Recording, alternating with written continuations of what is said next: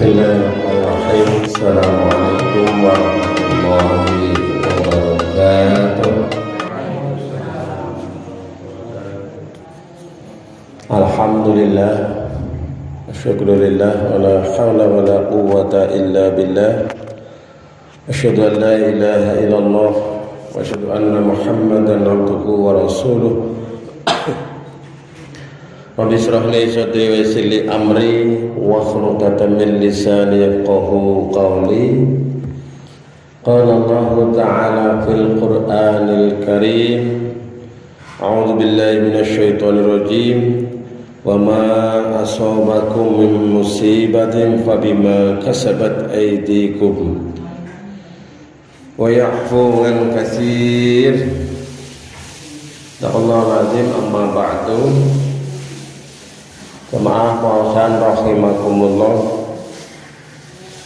Moga wonten ing kesempatan menulya menika kita ngucapkeun rasa syukur dumateng Allah Subhanahu wa taala bi qaulina alhamdulillahi rabbil alamin. Dene wekdal menika dalu menika kula panjenengan sami saged makempal tunggal wonten ing menika majelis. Mugi-mugi kempal kita rawuhipun para bapak lan sedherek daya, ibu-ibu samudayanipun tansah pinaringan ridhonipun Allah Subhanahu wa taala. Amin ya rabbal alamin. Salajengipun shalawat salam mugi tansah kunjuatu dumateng junjungan kita Nabi Muhammad sallallahu alaihi wasallam. Sumrambat dumateng keluarga, para sahabat lan kaum muslimin lan wal muslimat lan mugi-mugi kula panjenengan sami pikantuk syafaatipun benjang wonten ing yaumil qiyamah. Amin ya rabbal alamin. Ibu-ibu, bapak-bapak lan sedherek daya ingkang kawula hormati, wonten ing kesempatan menulya menika kawula badhe ngaturaken sekedhik ing hikmah musibah ya. Bagaimana kita ketahui bahwa tadi disampaikan oleh Mas Arif, sekarang kita yang berada di Cianjur ya, mengalami musibah gempa itu. Gempanya itu ratusan kali susulannya. Tapi yang besar itu, yang terakhir tadi 1 jam yang lalu itu berdasar informasi 271 yang tewas, 270 yang meninggal. Inna lillahi wa inna ilaihi raji'un. Yang belum ditemukan sekitar 40 wong, mungkin anak yang kurugan apa di mana begitu ya. Ini ada 40 yang belum ditemukan dan sampai sekarang masih terjadi gempa. Tadi sore juga terjadi gempa.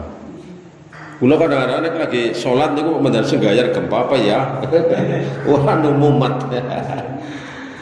Si kerasane maring Solo. Coba bagaimana kita tidak bisa membayangkan ya, gempa ya, termasuk yang tidak diprediksi, yang tidak bisa diprediksi oleh manusia. Itu gempa. Dan di sepanjang jalur pantai selatan iki jelarit mulai kulon tekan wetan mriku niku berpotensi terjadi gempa. Nek lor mboten.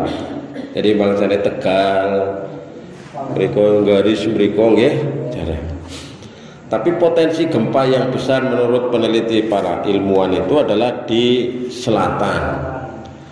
Sehingga sangat memungkinkan terjadinya tsunami.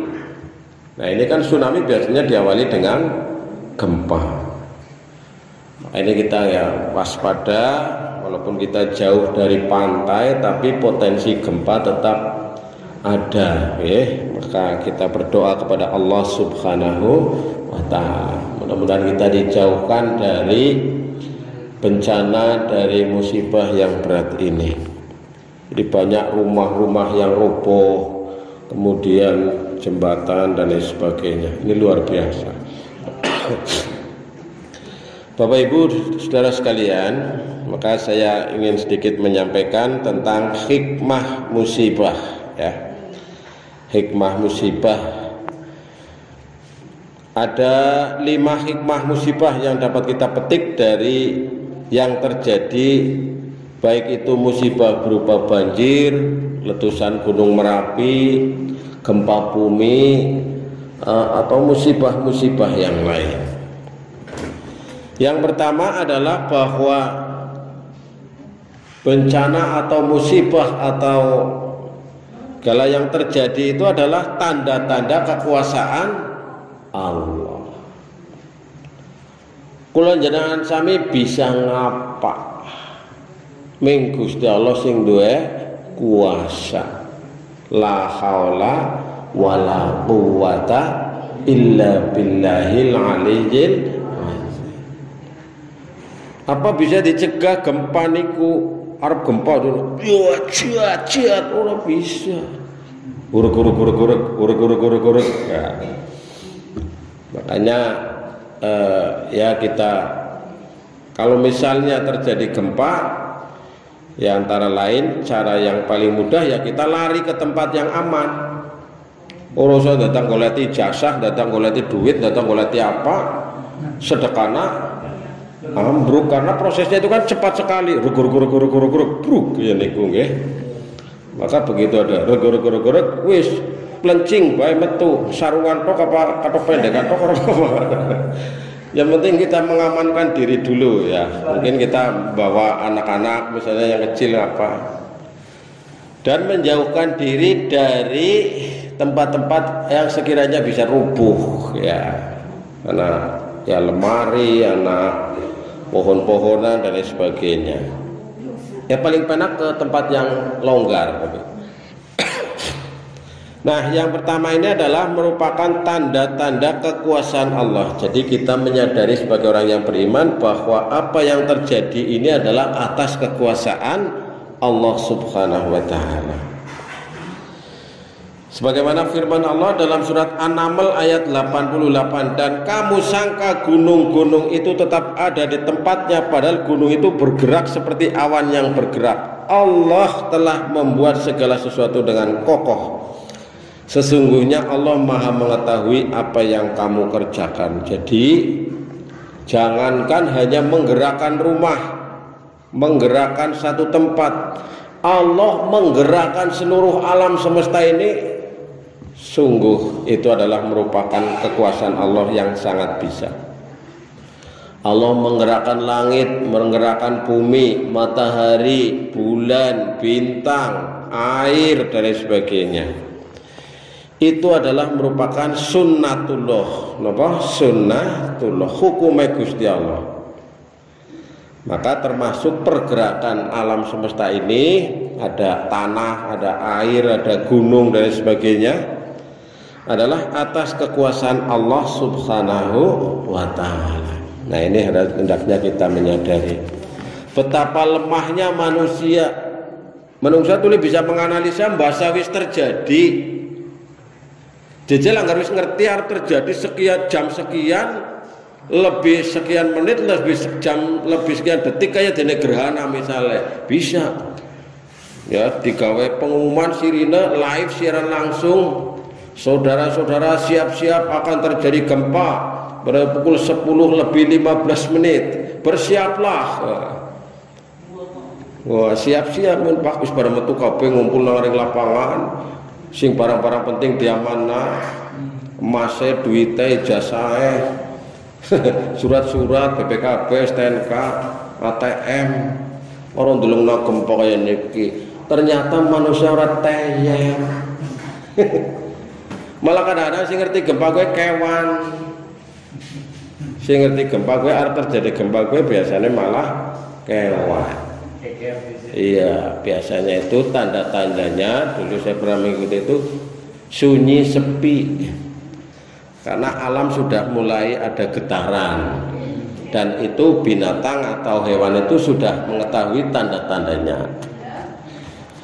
Nah, ini kekuasaan Allah yang luar biasa. Maka disambut dengan yang kedua, bahwa musibah itu adalah merupakan peringatan dari Allah Subhanahu wa ta'ala. Peringatan kepada kita, kepada hambanya.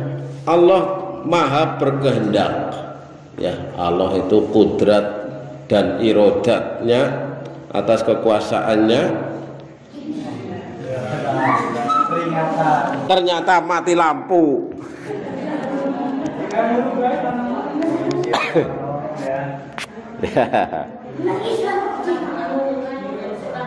Ya, diteruskan aja. Niki anu mati lampu apa mati kabeh? Oh, jalure ya wis. Yes. Ya, itu beda jalur ya. Nah, ini yang kedua adalah peringatan. Dielingna kula panjenengan sampeyan nang Gusti Allah. Wong kon padha eling terus digawe sing jenengane musibah utawane bencana. Wa ma nursilu bil ayati illa tahwifa, dan tidaklah kami memberi tanda-tanda itu melainkan untuk menakut-nakuti wong kon pada eling, wong kon pada wedi maring Gusti Allah, men kon pada balik maring perintahe Gusti Allah. Nah, ini jadi ini yang kedua adalah sebagai peringatan. Dan juga pesan Allah dalam surat Fussilat ayat 53, kami akan perlihatkan kepada mereka tanda-tanda kekuasaan kami di segenap ufuk dan pada diri mereka sendiri, sehingga jelaslah bagi mereka bahwa Al-Quran itu benar. Dan apakah Rabbmu tidak cukup bagi kamu bahwa sesungguhnya Dia menyaksikan segala sesuatu? Nah, inilah.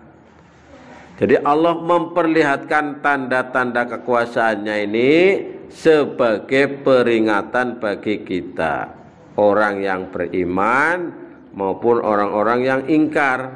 Nah, ini. Kemudian yang ketiga ini adalah merupakan ujian, ya, merupakan ujian atau musibah bagi kita. Anane gempa nang Cianjur ya diuji kula panjenengan sami, apa maning sing ngalami.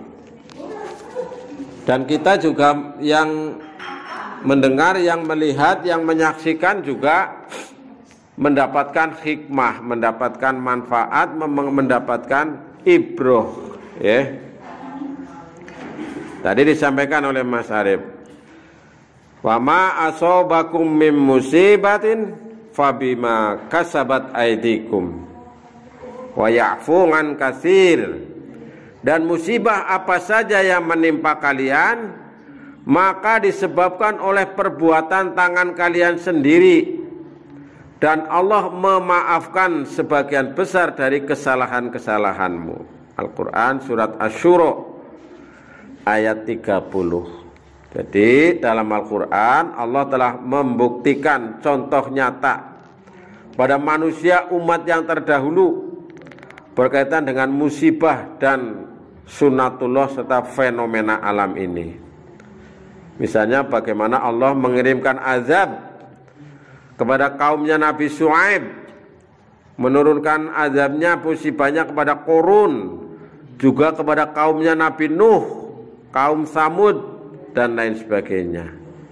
Maka Allah menjelaskan dalam surat Al-Ankabut ayat 40, maka masing-masing mereka itu kami siksa disebabkan karena dosanya.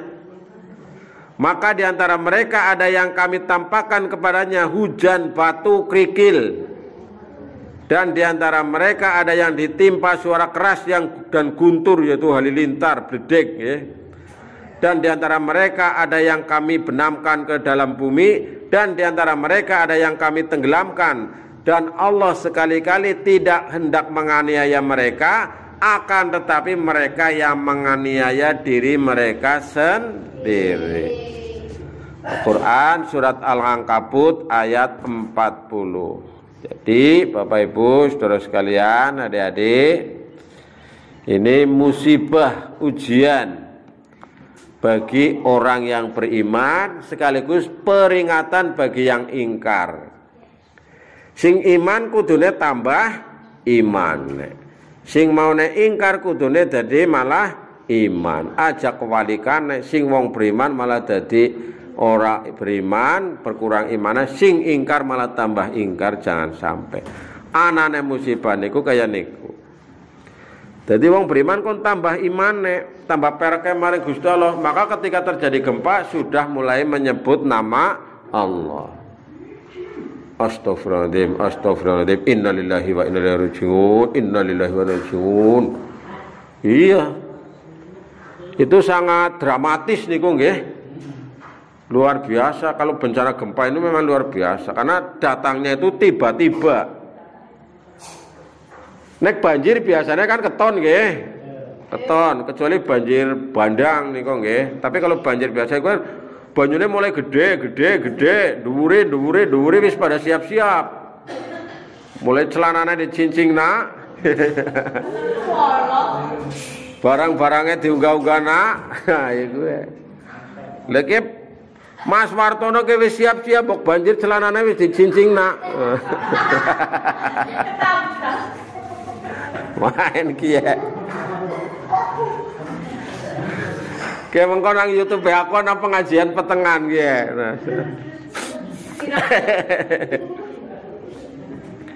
Jadi kayak niku. Luar biasa. Kiye nembe sing jenengane kiamat kecil utawane kiamat sugro. Besok nek terjadi kiamat besar, kiamat kubro, kiamat sing temenan, idza zulzilatil ardu zilzalaha. Nalikane bumi digoncangkan dengan segoncang-goncangnya. Kalau gempa itu hanya sebagian kecil, daerah tertentu di sekitar pusat gempa. Tapi kalau kiamat itu seluruh alam semesta. Nah, ya. Terus sing nomor 4, ibu-ibu, bapak-bapak, saudara sekalian, banyaknya gempa itu tanda-tanda semakin dekatnya hari kiamat.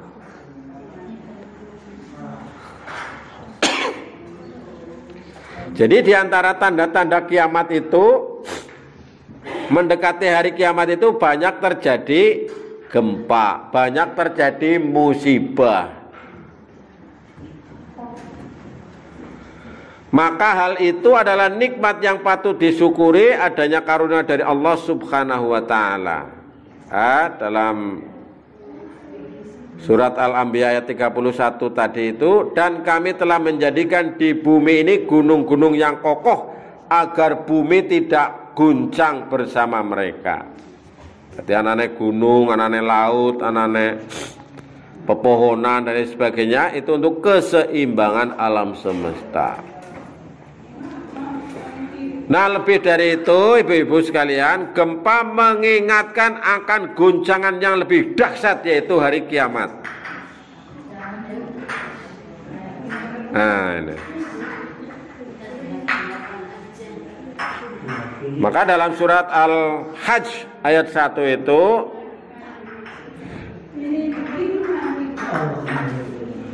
Allah menyampaikan sesungguhnya goncangan pada hari kiamat itu adalah suatu kejadian yang sangat besar, yang sangat dahsyat.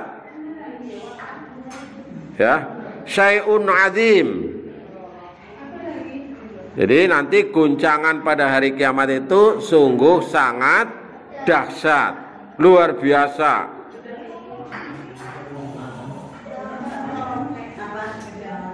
Maka Rasulullah dalam hadis menyampaikan, tidak akan terjadi hari kiamat kecuali setelah ilmu diangkat. 1. 2. Banyak terjadi gempa. 3. Waktu terasa pendek. 4. Timbul berbagai macam fitnah. 5. Banyak pembunuhan. 6. Harta berlimpah ruah kepada kalian. Hadis riwayat Bukhari. Monggo kali disampaikan nggih, Bu nggih. Kali diopori mbok salah golek nyemek. Dikramake.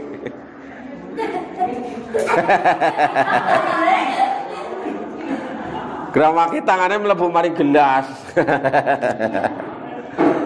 Kali dilanjut. Selain itu, gempa sebagai tanda-tanda kiamat juga dijelaskan Rasulullah Sallallahu Alaihi Wasallam dalam sebuah hadis sahih yang diriwayatkan oleh Ibnu Majah.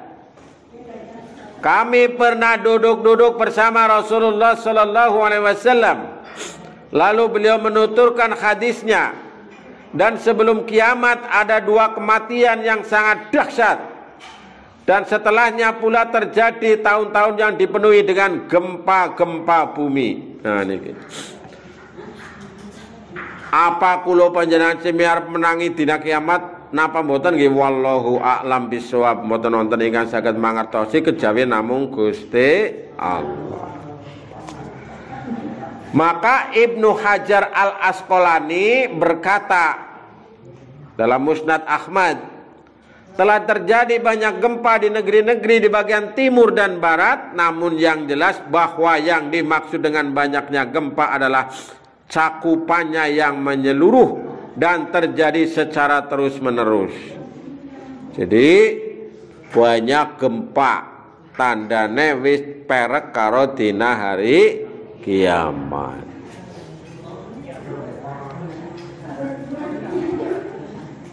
Jelangger bayang nak aki kayak gini mangan enak-enak, ake gelas ake piring gempa.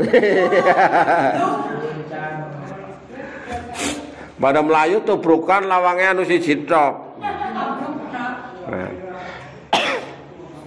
Nggih sing sabar nggih.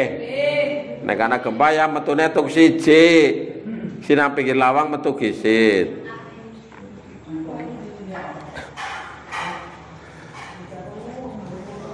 Meskipun gempa disebut sebagai tanda-tanda kiamat, kapan waktunya tak ada seorang pun yang tahu, sekalipun Rasulullah Sallallahu Alaihi Wasallam. Nah ini. Nah Bapak Ibu saudara sekalian, hikmah yang kelima adanya musibah adalah agar manusia bertaubat, agar manusia bertaubat kepada Allah Subhanahu wa taala. Allah senantiasa menunggu taubatnya dari umatnya dari perbuatan dosanya, sehingga dengan adanya bencana, dengan adanya musibah ini, perbanyaklah bertaubat, mohon ampun kepada Allah Subhanahu wa ta'ala. Baik dari kejadian gempa ataupun kejadian-kejadian musibah yang lain. Nah, ini diantara hikmah musibah bencana yang terjadi, di antaranya adalah musibah atau bencana yang berupa gempa ini. Nah Bapak Ibu saudara sekalian, kebanyakan ya, ini kata musibah disebutkan dalam Al-Quran itu kurang lebih 76 kali. Musibah berarti sesuatu yang tidak menyenangkan yang menimpa manusia. Nah, banyak musibah itu yang terjadi akibat ulah tangan manusia. Jane udan ya ora merekna banjir. tapi wong anu ulah tangan manusia akhirnya dadi merekna banjir. Gunung-gunung wit-witan wis pada tegori ora ditanduri maneh. Resapan-resapan air sudah tidak ada sehingga airnya itu lari ke dalam selokan-selokan dan tidak muat. Kemudian membuang sampah di sembarang tempat dan seterusnya. Maka dalam surat Asy-Syura ayat 30 ini, wa ma asabakum min musibatin fabima kasabat aydikum fayafu an katsir. Tadi disebutkan ya. Dan musibah apapun itu akibat perbuatan tanganmu, maka Allah memaafkan dari kesalahan-kesalahanmu. Nah ini.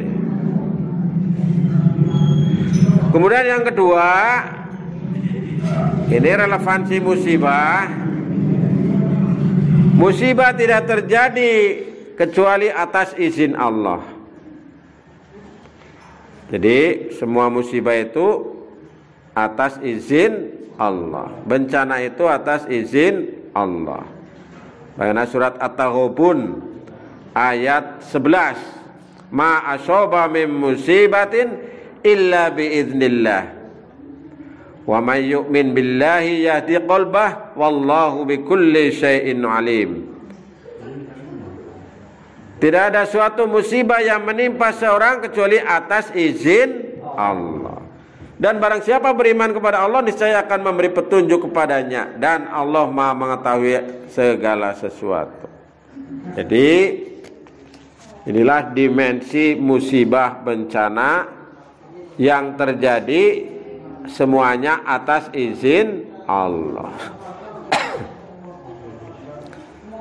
Dan yang terakhir, ibu-ibu, bapak-bapak, saudara sekalian, bahwa musibah bertujuan untuk menempa manusia, untuk menguji manusia, untuk memberikan pendidikan kepada manusia.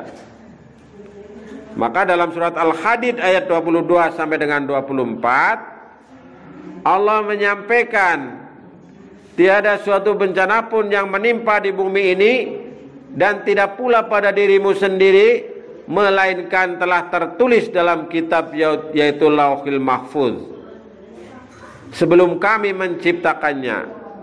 Sesungguhnya yang demikian itu adalah mudah bagi Allah. Kami jelaskan yang demikian itu supaya kamu jangan berduka cita terhadap apa yang luput dari kamu, dan supaya kamu jangan terlalu gembira dengan apa yang diberikan Allah kepadamu. Dan Allah tidak menyukai orang-orang yang sombong lagi membanggakan diri, yaitu orang yang kikir dan menyuruh manusia berbuat kikir. Dan barang siapa yang berpaling dari perintah Allah, maka sesungguhnya Allah dialah yang maha kaya lagi maha terpuji. Al-Quran surat Al-Hadid ayat 22 sampai dengan 24. Maka sikap terbaik dalam menghadapi musibah adalah menyerahkan kepada Allah Subhanahu wa ta'ala.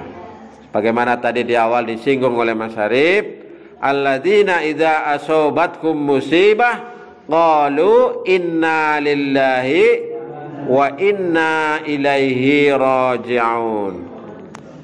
Yaitu apabila ditimpa musibah mereka mengucapkan inna lillahi wa inna ilaihi raji'un. Sesungguhnya kami milik Allah dan hanya kepadanya lah kami kembali. Al-Quran surat Al-Baqarah 156.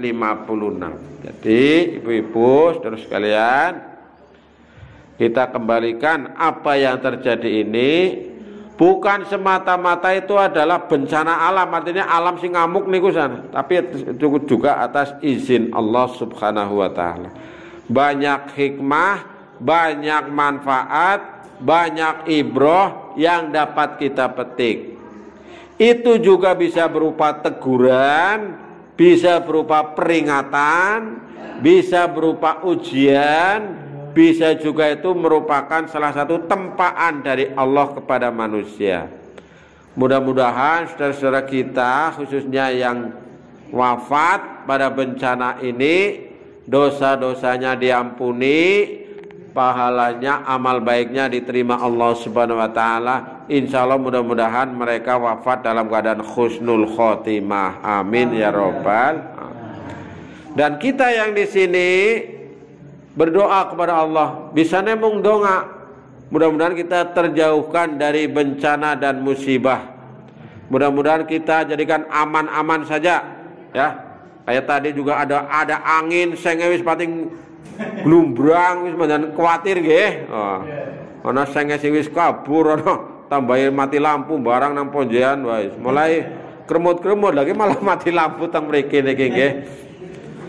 Pokoknya kuncinya nek ana gempa cepet-cepet melayu metu maring gonsing omber.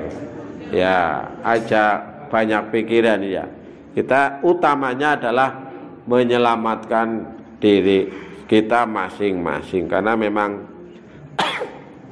kita hidup di daerah Pulau Jawa bagian selatan, pesisir selatan, jadi sangat rawan dengan gempa, baik itu gempa yang berasal dari laut maupun gempa yang berasal dari darat maupun gempa yang berasal dari gunung, gempa tektonik niku. Ya wis pirang-pirang. Nah, kejadian-kejadian sing kaya niku semuanya atas izin Allah Subhanahu wa taala.